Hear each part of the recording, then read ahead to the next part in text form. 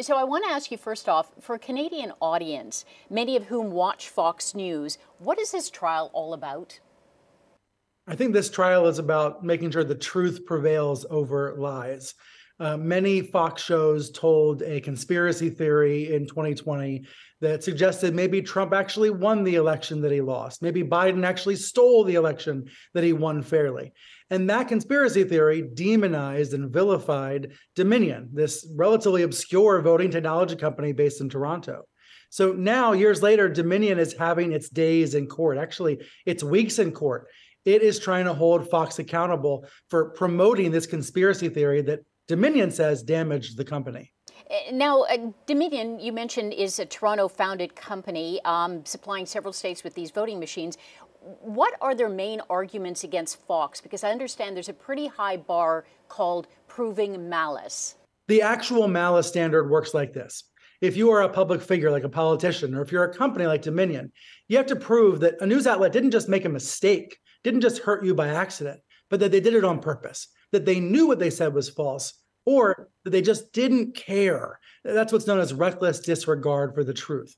That's going to be the challenge for Dominion, proving not that Fox got it wrong, because pretty much everybody except for Donald Trump agrees that those lies really were lies. Dominion has to prove state of mind. It has to prove that these television hosts and producers, that they knew it was false and they didn't care. They did it anyway. Fox News is saying their defense is, look, this is First Amendment. This is freedom of the press. The president, former president, was making these allegations, and we were just simply reporting on that. Is that enough of a defense? Freedom of the press is essential in the United States. Americans value it dearly, and we should. But freedom of the press is not designed to protect weaponized lying. It's not designed to protect disinformation campaigns. Freedom of the press is about freely reporting accurate information. And yes, allowing for mistakes to be made, allowing for flaws in the system. But it's not about protecting a total disinformation campaign designed to deceive and hurt people. The judge has released hundreds of pages of internal communications. We've seen these text messages, anchors and hosts expressing skepticism about all these false statements about vote rigging and claims by Donald Trump. How much danger do you think that Fox is really in? From what I've read in all the pretrial briefs, some of Fox's stars were reckless. They recklessly disregarded the truth. And I think it's likely a jury will reach the same conclusion. But then the fight will be about the money, about how badly Dominion was damaged. That's the real interesting argument here. Was Dominion really damaged to the tune of $1.6 billion, as they claim? Or will Fox argue for a much lower dollar figure, as Fox certainly will? So the jury, these 12 men and women, will have to decide, how severely was Dominion damaged? How much money should be owed?